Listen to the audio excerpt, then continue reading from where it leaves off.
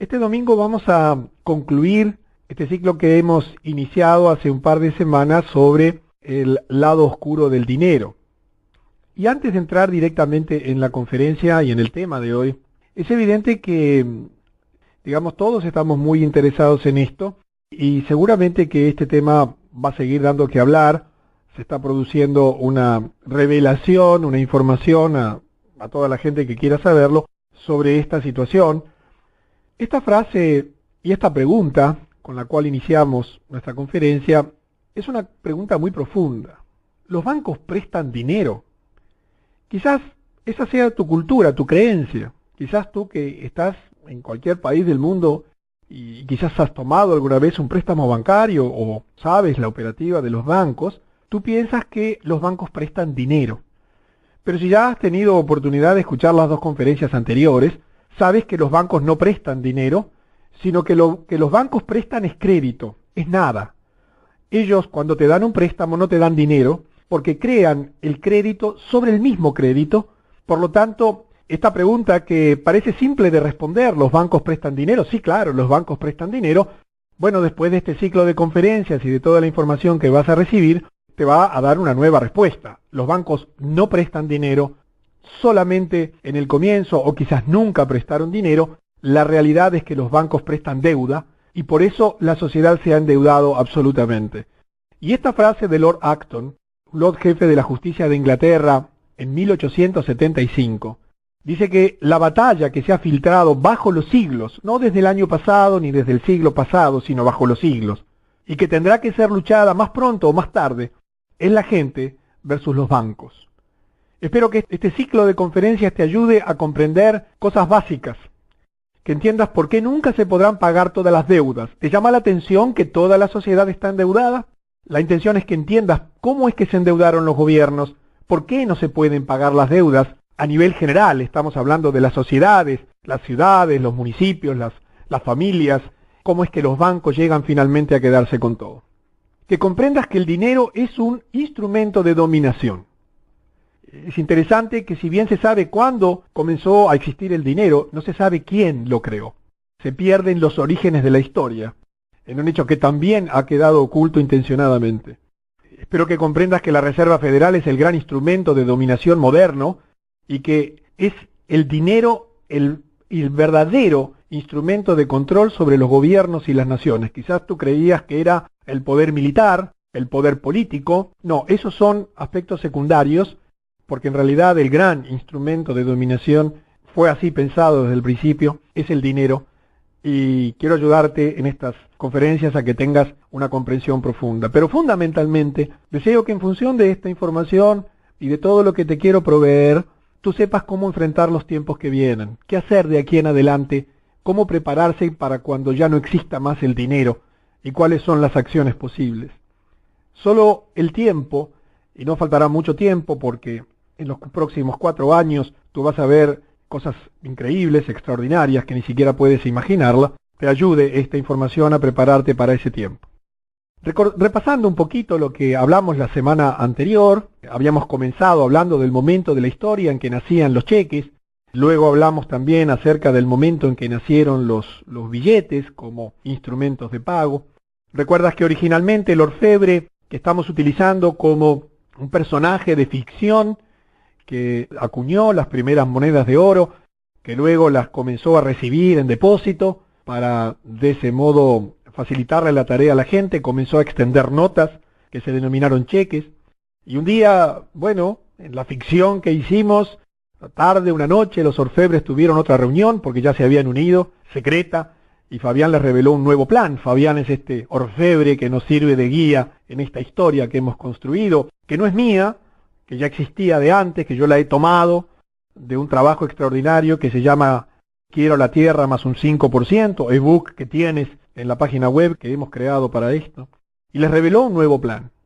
Convocaron al día siguiente a una reunión con todos los gobernadores y allí comentamos en la reunión anterior cómo fue que a partir de esa idea que él explicó, comenzó lentamente un proceso por el cual se iba a ir sustituyendo definitivamente el oro, la moneda verdadera, como instrumento de pago para ser sustituido por papeles que poco a poco irían perdiendo su valor en un proceso que te expliqué y que en el día de hoy absolutamente carecen de valor.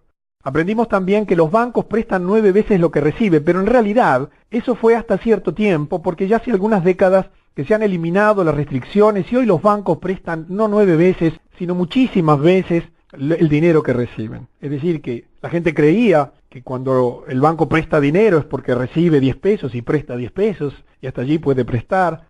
No, eso se fue haciendo cada vez más elástico hasta que llegó un momento en que los bancos comenzaron a prestar 9 veces, o sea que por cada 10 que recibían podían prestar 90 más, debido a cómo fue jugando este trabajo de recibir dinero de terceros y saber que solamente se les reclamaba nada más que un 10%, una de cada 10 personas iba al banco a reclamar, y eso nos llevó a entender que los bancos no ganan la diferencia entre el porcentaje de interés que cobran y el porcentaje de interés que pagan, sino que los bancos tienen lo que se denomina, y hablábamos la vez anterior, el spread, es decir, esa diferencia de comercialización, de ganancia entre lo que cobran por el dinero que prestan y lo que pagan por el dinero que reciben. Unas cifras que en este momento son de varias decenas de miles de veces porcentuales. Las cifras son realmente asombrosas, porque en realidad el banco hoy está prestando nada más que deuda y entonces ya no tienen límites. Y hay una precisión importante que hacemos. Cuando hablamos de bancos, no estamos hablando tanto del pequeño banco de tu ciudad o de tu país, sino que estamos hablando de los bancos centrales, particularmente de la Reserva Federal, del Banco Central Europeo, de las principales instituciones financieras del mundo, que son las que manejan y las que emiten el verdadero dinero. En la web vas a tener un reportaje a Ramiro Cortés, que yo te pido que lo escuches con atención, porque él allí explica perfectamente cómo es el mecanismo por el cual se produce este método, por el cual las personas y los bancos no pueden imprimir dinero verdadero si no tienen la contrapartida de dólares. En fin, es una historia compleja técnicamente que en ese audio está muy bien explicado. Así que esa precisión es importante. Estamos hablando de los bancos principales, que son los que verdaderamente emiten la moneda con la que funciona el mundo, que es el dólar. En determinado momento el sistema había crecido, ya algunas personas habían comenzado a darse cuenta de que esto estaba mal planteado, y entonces comenzó todo un proceso de ocultar el fraude, nació la economía financiera y el concepto de credibilidad. Obviamente, este mundo está en crisis financieramente porque se ha perdido la credibilidad. La gente ya comprende que la moneda no tiene valor.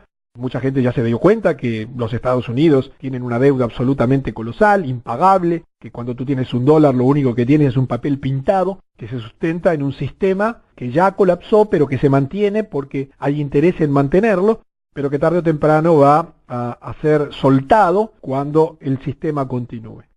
Explicábamos también por qué hay una constante alza de precios, cómo en el esfuerzo de pagar los intereses que nunca se habían creado como moneda, como valor real, comenzó un proceso perverso por el cual es imposible evitar el alza de precios. El alza de precios es continua en tu sociedad y en el mundo entero, simplemente porque hay un esfuerzo constante de la sociedad por pagar lo imposible, por pagar el interés.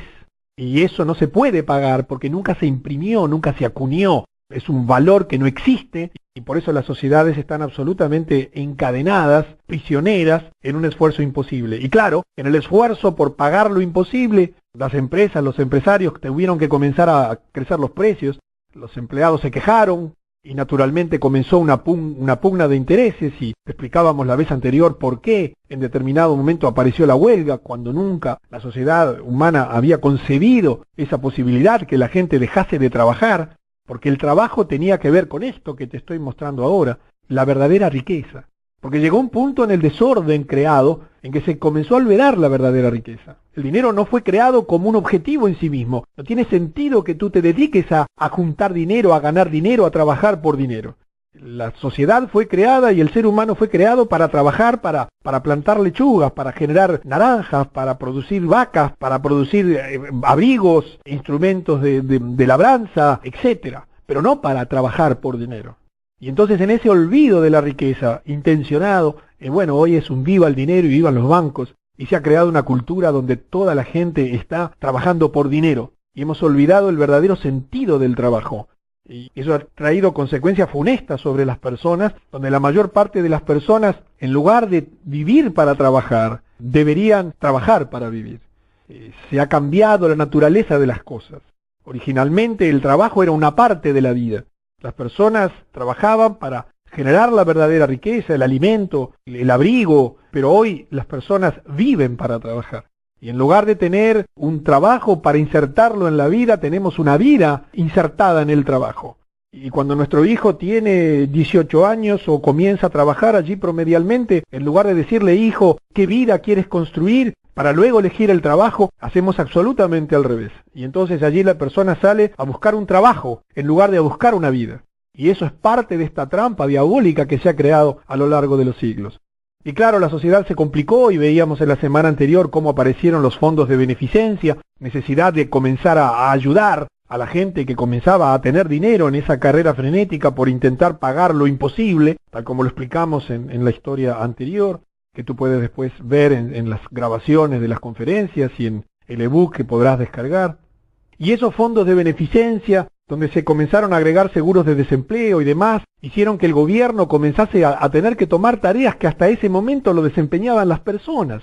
El gobierno, hasta que este problema comenzó, se dedicaba simplemente a regular las relaciones para que no hubiera abusos, pero nadie imaginaba que el gobierno se iba a encargar de cosas como la salud de las personas o la educación de las personas o ocuparse de cuando una persona no tenía trabajo, porque eso no existía antes.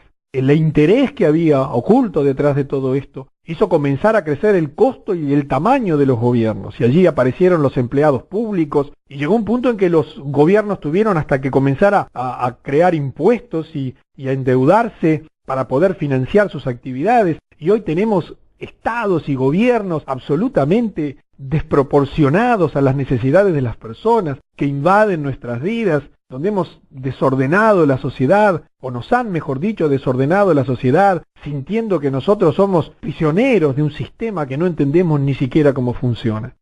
Y hasta allí habíamos llegado, en un momento de gran dificultad, donde, bueno, las cosas habían comenzado a complicarse. Entonces, los gobernantes, desesperados ya por las dificultades, comenzaron a buscar soluciones. Y allí, claro, aparecía siempre Fabián, el dueño del dinero, aquel que tenía soluciones para todo, que ya era respetado, que ya tenía la riqueza acumulada a lo largo de siglos. Y entonces este orfebre, este Fabián, este conjunto de personas que habían iniciado esto muchos siglos atrás, que transferían en sus familias por generaciones y generaciones que llegan hasta nuestros días, les propuso una solución.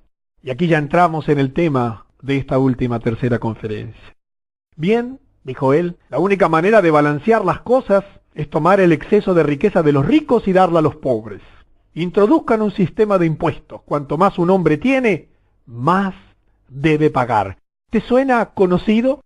Quizás en tu país hace tiempo que existe esto. Aunque el año pasado aquí en nuestro país el gobierno nuestro comenzó por primera vez a aplicar el impuesto a la renta.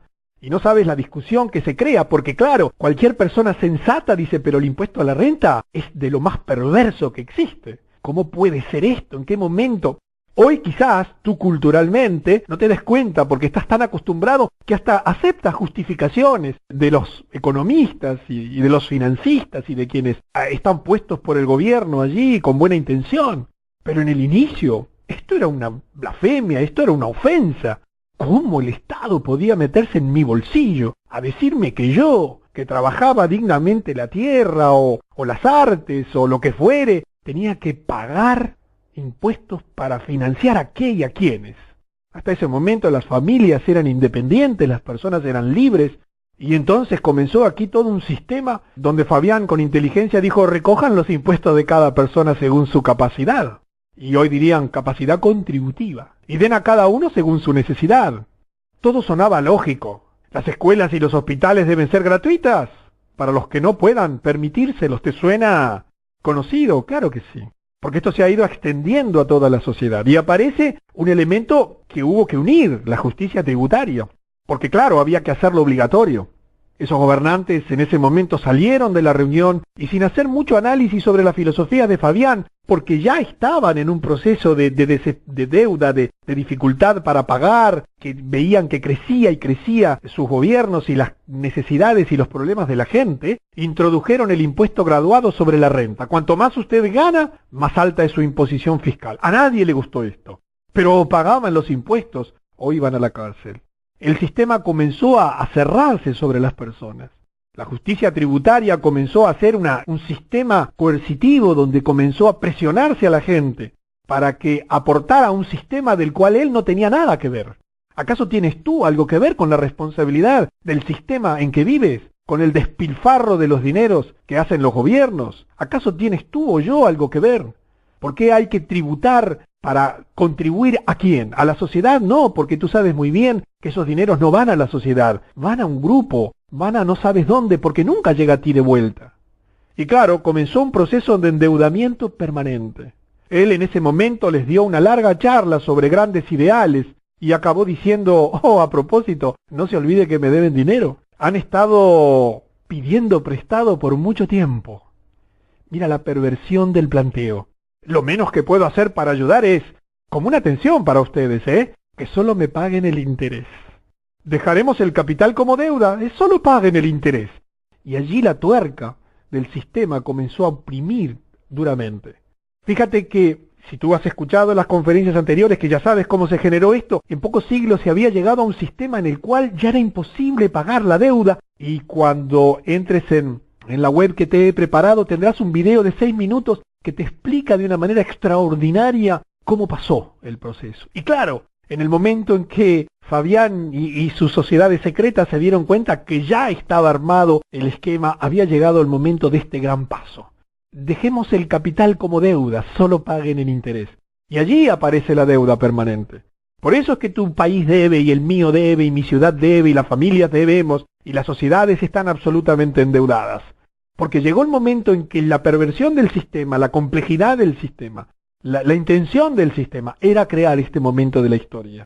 Un momento en el que las sociedades trabajan para pagar el interés que se acumula sobre interés en un concepto de exponencialidad que termina expropiando los países, haciendo que todos deban todo y que estamos siempre pagando intereses sobre intereses. Y ni te digo si te atrasas porque además te castigan con moras. Y claro, en ese proceso vil, ¿qué otra cosa iba a ocurrir que esto? Aumentos y más aumentos, porque el ciclo siempre se está autoalimentando. El ciclo siempre está haciendo que la situación sea cada vez más grave. Por eso es que el alza de precios es sostenida a lo largo de la historia en todas las sociedades. No tiene que ver con lo que haga tu gobierno. Tu gobierno podrá hacer que en vez de ser un 20 sea un 10 o en vez de un 10 sea un 3%, pero no puede escapar a la perversión de la inflación. ¿Por qué? Porque en la esencia del sistema está que estamos trabajando por una deuda impagable. Estamos trabajando para pagar un dinero que nunca fue creado. Y en el desorden que eso creó, se generaron todos este tipo de problemas y llegó un punto en el que la desesperación comenzó a introducir distintos modelos económicos para tratar de controlar estas cosas.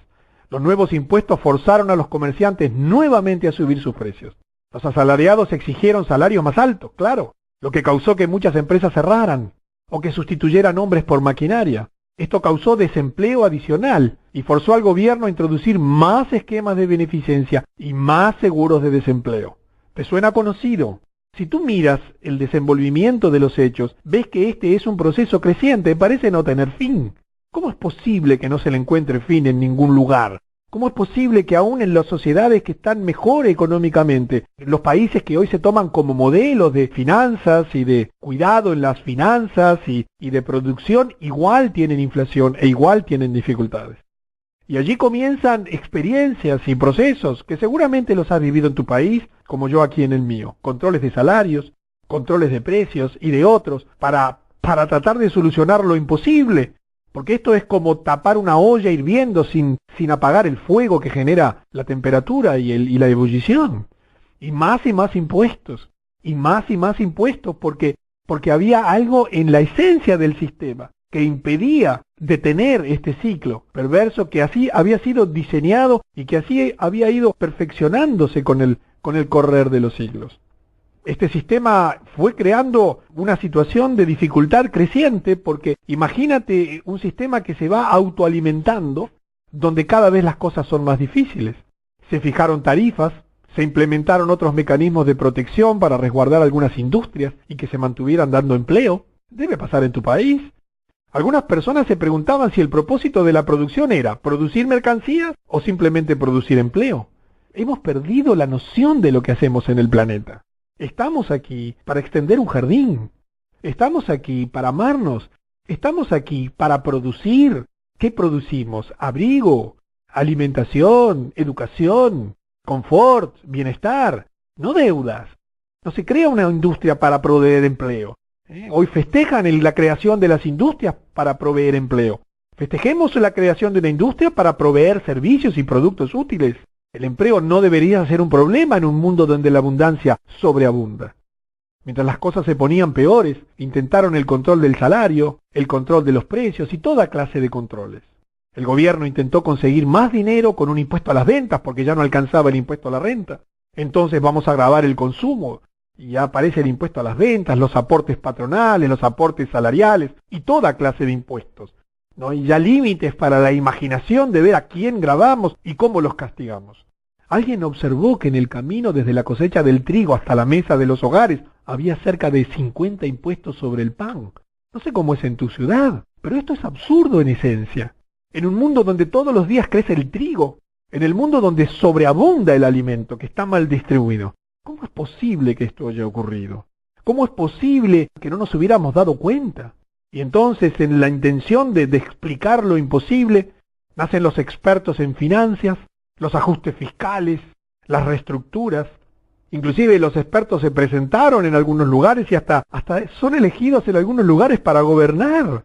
Pero después de cada reunión anual, no sé si pasa en tu país, seguro que sí, aparecían sin soluciones. A excepción de la noticia de que los impuestos debían ser reestructurados. ¿Han habido reestructuras en tus países? En tu país, en el mío siempre. Pero siempre luego de las reestructuraciones la suma total de impuestos aumentaba. Nunca sucede que bajen. ¿No te parece absurda esta situación? ¿Qué tiene que ver con el ministro de Economía actual? En tu país, ¿es de izquierda o de derecha? Y el que estaba antes, ¿era del centro o del costado? ¿Cómo es posible que a todos les pase lo mismo? ¿Se confabulan para el mal, para hacernos daño? No, simplemente es que el sistema en su base genera esta perversión. Y claro, allí Fabián comenzó a exigir sus pagos de interés, porque ya no solamente había perdonado la deuda. Dijo, bueno, no es que la perdonó, dijo, no me la paguen, déjenla allí, páguenme los intereses. Llegó el momento en que la presión había que incidir y hacerla más dura. Y entonces comenzó a exigir pagos de interés y una porción más grande y más grande del dinero de los impuestos era necesario para pagarlo. Mira que estamos hablando del Banco Mundial, el Fondo Monetario Internacional, todas esas instituciones gigantescas que prestan dinero y renuevan y refinancian y tú ves como la deuda externa de tu país crece y crece y crece. Algo debe haber atrás de esto. Y naturalmente que en una sociedad complicada y en dificultades comenzarían las discusiones. Y comenzarían a aparecer cómo hacemos para solucionar esto. Y entonces nacen en algún momento los partidos políticos, porque quiero que entiendas que hasta cierto momento no había partidos políticos. Los gobernantes, como yo te explicaba en la reunión anterior, eran elegidos entre los vecinos, entre la gente que se conocía. Su función era muy limitada, estaba destinada a evitar abusos, conflictos, resolver cosas comunes, pero no eran gobernantes para sacarle dinero a la gente o para proponer soluciones de los problemas colosales que comenzaban a crearse, y entonces aparecen los partidos políticos. Vino la política partidaria. La gente discutía sobre qué partido político podría solucionar lo mejor posible sus problemas. Y discutieron sobre las personalidades, idealismo, los eslogans, todo, excepto el problema real. No sé si pasa en tu país, pasa en todos, ¿verdad? Uno ve antes de las elecciones cuánto discuten para después gobernar, no importa quién sea.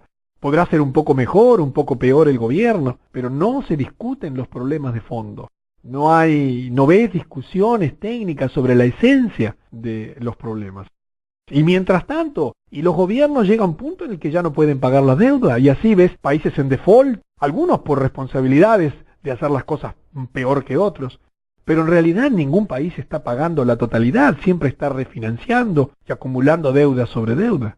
Ocurrió que en una ciudad el interés de la deuda excedió la cantidad de impuestos que se recaudaron en un año. Imagínate ese momento de la historia, en el cual los impuestos sobre la gente, ventas, consumo, renta, patrimonio, de acá mira, si te cuento los impuestos que hay, es increíble. Y bueno, en todo el país el interés creció, siguió aumentando. Y se comenzó a pagar interés sobre interés sin pagar. Quizás has tenido alguna experiencia de endeudarte con algún organismo de crédito, o con la impositiva en tu ciudad, o con tu municipio, y sabes que pocos años después se te quedan con lo tuyo, porque ni siquiera respetan cuando la inflación baja, porque te siguen cobrando tasas de mora y de recargos financieros muy superiores a lo razonable. Y es dinero sobre dinero. Es un invento, te van creando una historia. La realidad sería diferente si no se capitalizara el interés. Pero justamente la perversión estaba en la capitalización. Hemos perdido la noción de lo que pagamos sobre estas cosas en nuestro país, y tú verás en el tuyo cómo los organismos de crédito, los bancos, las financieras tratan de ocultar las tasas reales de interés. Aquí están obligadas por el Banco Central a publicarlas. Y claro, llegó un momento en el que, en este proceso, imagínate, este es el desenlace. Los bancos llegarían, finalmente, a quedarse con todo. Gradualmente, mucha de la riqueza real del país fue comprada o controlada por Fabián y sus amigos, y con ello vino el mayor control sobre la gente. Quiero que entiendas que por eso aparecen las funciones, y cada vez las empresas son más grandes y más colosales. ¿Por qué? Porque los que verdaderamente detentan el poder se van quedando con todo, van comprándolo todo, porque son ellos los que tienen el control de la deuda y el endeudamiento de los países, de las ciudades, de las empresas. Y manejan las bolsas y las finanzas de todo el mundo. Emiten el dinero. Por lo tanto, pueden comprar lo que quieren. Y verás en tu país cómo hay una concentración creciente del poder. ¿Cómo es que eso puede suceder? No estamos en el planeta para eso. No fuimos creados con la finalidad de explotarlos vilmente unos a otros. Y no creas esas teorías de que la naturaleza humana... No, la realidad es que este es un mundo pensado para que las personas se amasen y no para esto. Sin embargo, el control no era todavía completo. Había que perfeccionarlo. Sabían que la situación no sería segura hasta que cada persona fuese controlada. La mayoría de la gente que se oponía al sistema era silenciada por presión financiera o sufría el ridículo público. Por eso es que este tipo de noticias y de información no están en tu escuela, ni en tu liceo, ni en tu universidad. Yo he ido a la Universidad de Ciencias Económicas de mi país, nunca me hablaron de estas cosas. Y en ningún circuito educativo esto funciona así. Porque a su vez todos los modelos educativos son pensados de estos organismos centrales. Y claro, es un proceso de concentración, de capital, brutal. Entonces, ¿qué hicieron? ¿Cómo siguieron perfeccionando? Para lograr esto, Fabián y sus amigos compraron la mayoría de los periódicos, TV y las estaciones de radio. Seleccionaron cuidadosamente a la gente para operarlas. Muchas de estas personas tenían y tienen un deseo sincero de mejorar el mundo, pero nunca se dieron cuenta cómo los utilizaban y los utilizan. Yo a veces escucho comentadores de las cadenas, grandes cadenas de información, que obviamente todas pertenecen a este grupo de sociedades secretas, y los escucho decir cosas y discutir sobre temas que no son la base del asunto. Sus soluciones se ocuparon siempre de los efectos del problema, nunca de la causa. Y así aparecen entonces un conjunto de instrumentos que hoy están dominando el mundo, que hasta tienen un nombre curioso, tienen un nombre gracioso porque dicen ser medios de difusión. A mí me gusta decir que son medios de distracción. Nos distraen, nos informan lo que quieren. Había varios periódicos, uno para el ala derecha, uno para el ala izquierda, uno para los trabajadores, uno para los patrones, etcétera, etcétera, etcétera. No importaba mucho en cuál usted creyera, siempre y cuando usted no pensara en el problema real. El plan de Fabián casi estaba en su terminación, y estamos hablando ya de pocas décadas atrás. El país entero le debía el dinero a él. Con la educación y los medios, él tenía el control de las mentes de las personas. Podían pensar y creer solamente lo que él deseaba que pensaran. Los medios fijaban los temas y los debates. Ten cuidado, analiza lo que está ocurriendo. Absolutamente toda la información oficial está manipulada. Imagínate tú, por un instante, el poder que esto representa. Disponer del poder absoluto sobre el dinero. Disponer del poder que da el ser acreedor de todo el mundo. Disponer de los medios de información o de distracción. Las posibilidades son infinitas. Cualquier tipo de maniobra les es posible. Y entonces debes tratar de entender por qué esta gente hace esto. ¿Por qué? Una vez que el hombre tiene mucho más dinero que el que puede gastar para sus placeres, ¿qué desafío queda para excitarlo? Nosotros que estamos aquí, somos personas comunes, tenemos ambiciones materiales, pero no se nos ocurre el poder por el poder. Para aquellos con una mentalidad de clase dominante, la respuesta es el poder. Poder puro y completo sobre los otros seres humanos. Quizás te llame la atención. Quizás me digas, Luis, no puede ser así. ¿Sería posible? Pues entonces lee sobre estos temas y te vas a asombrar de sus declaraciones, y la historia está llena de demostraciones de gente que cree en el poder puro y completo sobre los otros seres humanos. Colocaron idealistas en los medios de comunicación y en el gobierno, pero los controladores reales que Fabián buscaba eran los que tenían mentalidad de clase dominante. Y está lleno de ellos, mucho más de lo que te imaginas. El proceso se ha ido perfeccionando, el poder por el poder. La mayoría de los orfebres se habían dirigido por este camino. Conocían la sensación de gran abundancia, pero ya no los satisfacía. Necesitaban desafíos y emoción. Y el poder sobre las masas se convirtió en el gran juego. Creyeron que eran superiores a todos los demás. Es nuestro derecho y nuestro deber gobernar. Las masas no saben qué es bueno para ellos. Necesitan ser dirigidos y organizados. Gobernar es nuestro derecho de nacimiento. ¿Crees que no hay personas que piensan así? Pues todas estas personas que integran estas sociedades secretas, que integran en este poder acumulado, piensan exactamente así. Gobernar es nuestro derecho de nacimiento. Por eso transfieren de familia a familia, de generación en generación, casándose entre ellos, manteniéndose unidos, para transformar en realidad un poder acumulado a lo largo de la historia. Y aparece a principios de siglo, allá por 1910, 1913, el gran instrumento para manejar el sistema financiero mundial. No sé si sabes la historia de la Reserva Federal. Por ejemplo, quizás tú creas que los dólares los emite el gobierno americano. Estoy seguro que la mayoría de ustedes cree que los dólares en Estados Unidos los emite una imprenta del gobierno. Pues no es así. El dólar que tienes en tu bolsillo lo imprime una institución privada de bancos privados que se llama la Reserva Federal, en cuyo directorio, desde su constitución en 1910, nunca intervino ningún funcionario del gobierno. ¿Qué sientes? ¿Qué piensas? Infórmate. En el reportaje que tienes de Ramiro Cortés, tienes una descripción precisa de esto y luego lo continúa Paul Koch en la segunda parte del reportaje.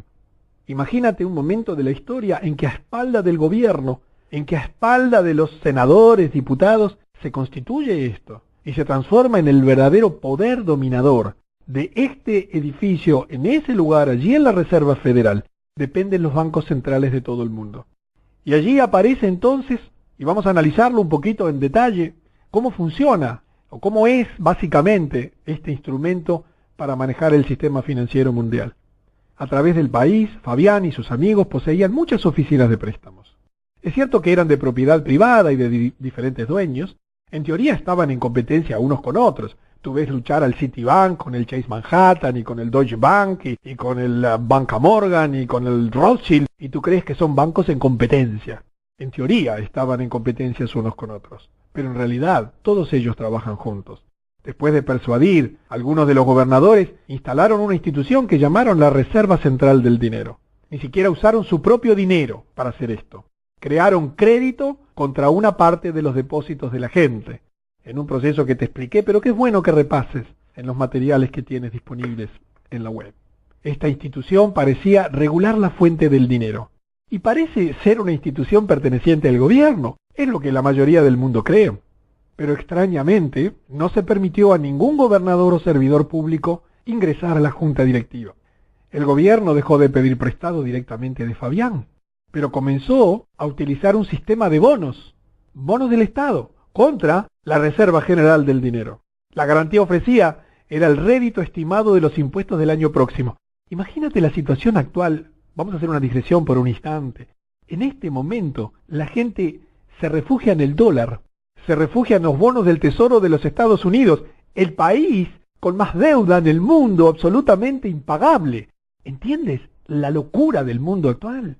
¿Cómo es posible que que la gente encuentre refugio en un papel que no vale absolutamente nada y en un gobierno quebrado, simplemente porque han hecho toda una instrumentación de poder económico, político, financiero, de información, y la gente no tiene a dónde ya ir.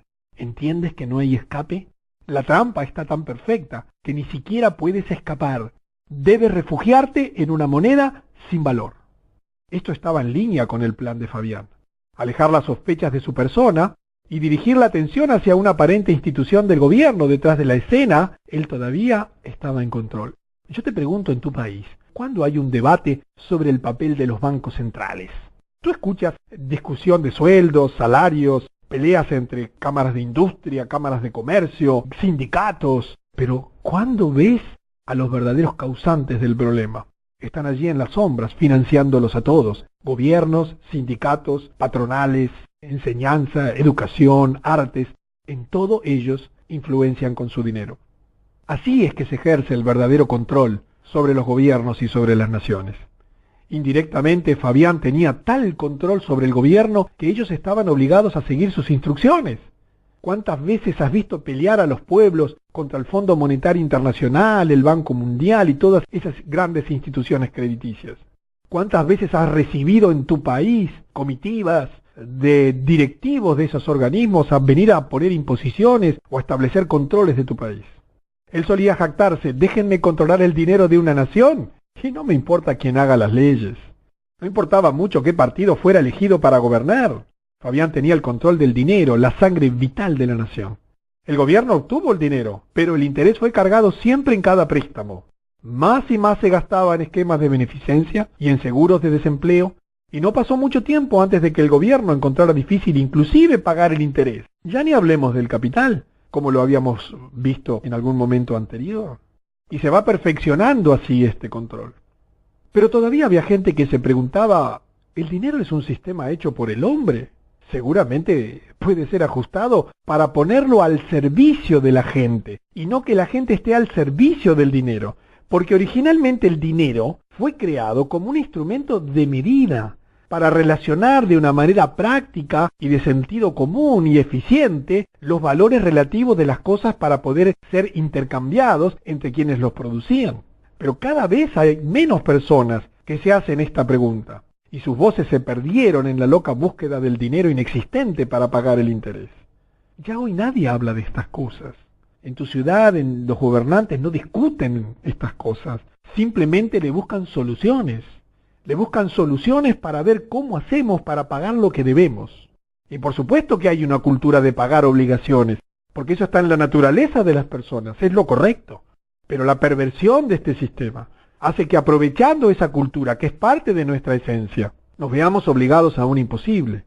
Y estamos llegando a la fase final del siniestro plan: dominarlo todo, eliminando el dinero. Esa será la última fase de este plan. Ya han comenzado. Los gobiernos cambiaron, los partidos políticos cambiaron, pero las políticas de base continuaban. Sin importar qué gobierno estaba en el poder, la meta final de Fabián se acercaba más y más cada año. Las políticas de la gente no significaban nada. La gente pagaba impuestos al límite, no podían pagar más. Maduraba el momento para el movimiento final de Fabián. 10% del dinero todavía estaba en forma de billetes y monedas. Tan solo 10%, en realidad es mucho menos. Esto tenía que ser suprimido, de manera tal de no despertar sospecha. Mientras la gente utilizara efectivo, estaría libre para comprar y vender como quisiera. En ese caso, la gente todavía tenía cierto control de sus propias vidas. No sé si necesitas que te repita, porque es tan moderno esto, es tan cercano a ti. Estás tan acostumbrado y acostumbrada, porque no estamos hablando de las personas de siglos anteriores. Estamos hablando de algo que está ocurriendo en nuestro tiempo. Piensa que 10% del dinero todavía está en la forma de billetes y monedas. En realidad, hoy es un porcentaje ínfimo del total de la masa monetaria del mundo, lo que realmente son billetes y monedas. Pero esto hay que suprimirlo, porque el proceso final es que hasta sin dinero te van a dejar. Y entonces han comenzado el proceso. Y seguramente con el instrumento que yo te voy a mostrar ahora, tú inmediatamente te vas a dar cuenta de cómo este proceso ya comenzó hace algunas décadas. Las tarjetas de crédito. No era siempre seguro llevar billetes y monedas. ¿Verdad que no? La inseguridad hoy hace que la gente prefiera no tener efectivo. Los cheques no eran aceptados fuera del país, además. El cheque de un país de América del Sur no es aceptado en otro. Y por lo tanto Fabián encontró una nueva oportunidad, un sistema aún más conveniente. Fabián tenía de nuevo la respuesta. Su organización le dio a cada uno una tarjeta plástica. ¿Sabes quién está detrás de Mastercard? ¿De Visa? ¿No te llama la atención el poder acumulado en el mundo entero? Su organización le dio a cada uno una tarjeta plástica que mostraba el nombre de la persona, la fotografía en algún tiempo y un número de identificación. En cualquier lugar donde esta tarjeta fuera presentada, el comerciante telefoneaba a la computadora central para controlar el crédito. Si tenía crédito, la persona podía comprar lo que desee, claro, hasta cierta cantidad.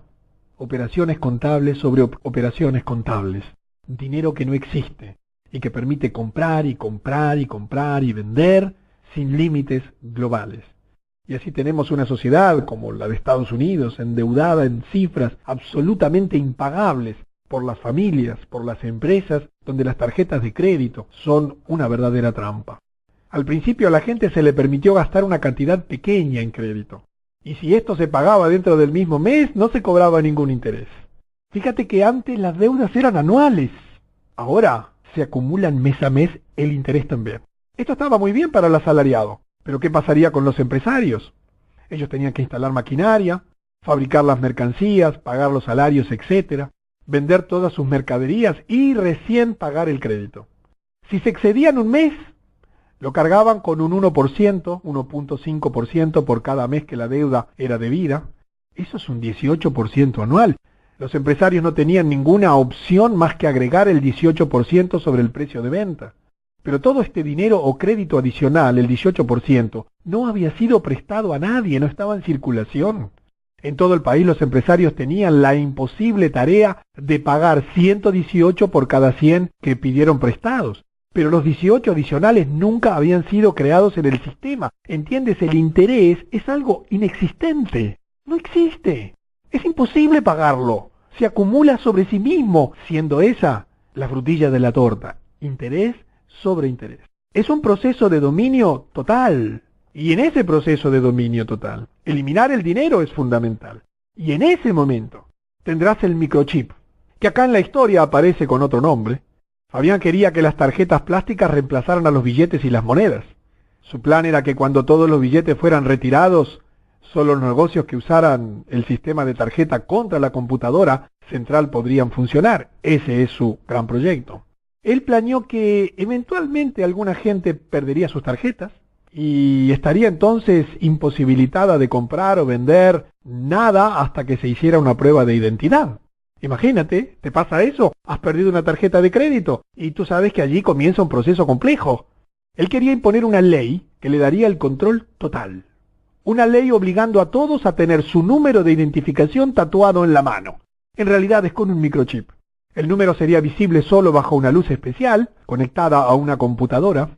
Cada computadora debería estar conectada a la computadora central gigante y así Fabián podría saberlo todo sobre todos. Estamos de esto mucho más cerca de lo que tú te puedes imaginar. El control total en el momento que no esté el dinero. La historia que has leído, que te he contado, es por supuesto una historia de ficción. Los personajes o el personaje central es de ficción. Pero si la encuentras preocupantemente cercana a la realidad y quieres saber quién es Fabián en la vida real, un buen punto de partida es un estudio de las actividades de los orfebres ingleses en los siglos XVI y XVII. Yo no sé qué conocimiento tenías de estas cosas. La verdad es que estas cosas hoy están saliendo a luz. Es nuestra responsabilidad difundirlas, para que más y más personas puedan, enteradas, tomar decisiones adecuadas. Y me preguntarás, Luis, ¿qué puedo hacer? ¿Cuál será mi posibilidad en medio de esta situación? Debes darte cuenta que uno trata de reducir tu endeudamiento al mínimo posible, y especialmente aquellas cuentas que tengan interés. Una cosa es en las sociedades, las grandes empresas, los bancos, donde el endeudamiento es impagable, pero a nivel individual es posible defenderse. Trata de no tener deudas, trata de no comprar a crédito, trata de reducir tu dependencia al máximo de las tarjetas de crédito. Si tienes dinero y tienes dudas de dónde ponerlo, Ubícalo en alguno de los bancos de estas sociedades secretas. Ellas nunca van a caer, esos bancos nunca van a caer. Hay unas listas de eso que puedes perfectamente encontrar por internet. Pero fundamentalmente comprende que tenemos que tener una nueva estrategia para sobrevivir. Busca una protección espiritual con este tema. Es mucho más complejo de lo que tú te imaginas. Acércate a tu iglesia, acércate a lugares donde haya un poder espiritual fuerte que te pueda proteger en tiempos donde se está generando una batalla final por el poder global. Yo no sé si tú ves, no sé si tienes hijos menores, yo tengo un niño de 9 años. Hace años que comparto con él dibujos animados, CNN, Cartoon Networks. Si tú miras la programación de los dibujos animados, más del 70% de los minutos son seres del más allá que vienen en un esfuerzo por dominación final contra seres del más acá. Recuerda que los medios de distracción están en manos de ellos. Por ahora, en la mayor parte de ellos, triunfan las fuerzas del más acá. Pero en muchos de esos juegos, triunfan las fuerzas del mal. Hay una manera de meterse, de infiltrarse en la sociedad. Hay una muestra de que todos los medios de distracción te dicen, se está librando una batalla por el gobierno mundial, por el dominio mundial.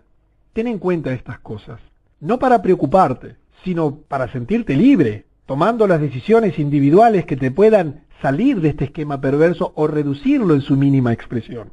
Otro cantar será cuando te enfrentes al microchip. Así nos veremos dentro de algunos pocos años. Pero por ahora, estamos a tiempo de tomar decisiones sabias e inteligentes que nos permitan acercarnos a la verdadera vida, que es disfrutar del trabajo. Y aquí alguna reflexión adicional. ¿Qué es el trabajo para ti? Para mí el trabajo es una manera de ser, de existir. Cuando yo lavo los platos en mi hogar, no estoy lavando los platos, estoy sirviendo a mi familia. Cuando yo trabajo y limpio y ayudo en la limpieza de mi hogar, no estoy limpiando, estoy ayudando a construir una vida de familia feliz. El trabajo es parte de tu actividad en este jardín creado. Es digno y es extraordinario. Y te recuerdo una fábula muy sencilla para concluir, que tiene que ver con la dignidad y el propio sentido de la vida y de la existencia. Deja de trabajar por dinero, por favor. Trabaja por tus sueños. No olvides tus sueños a cambio de trabajar por dinero. Y así dice la historia. Habían albañiles construyendo una gran catedral. Se acercó alguien a preguntarle a uno de ellos que estaba picando piedras con dureza y le preguntó, ¿qué haces bajo el sol? Y él le dijo, ¿no lo ves? Picando piedras, sufriendo aquí en la intemperie. Y había otro haciendo la misma tarea. Y él dijo, mira, yo soy artesano y estoy allí dándole forma a las piedras duramente también bajo el sol, disfrutando a medias de su oficio. Y se acercó a otro que allí estaba trabajando y le preguntó, ¿y tú qué haces? Yo. Levantó sus brazos y dijo, estoy construyendo la casa de Dios. Que el trabajo sea para ti algo que le dé sentido y significado a la vida. Por sobre todas las cosas te pido, deja de trabajar por dinero y comienza a trabajar por tus sueños.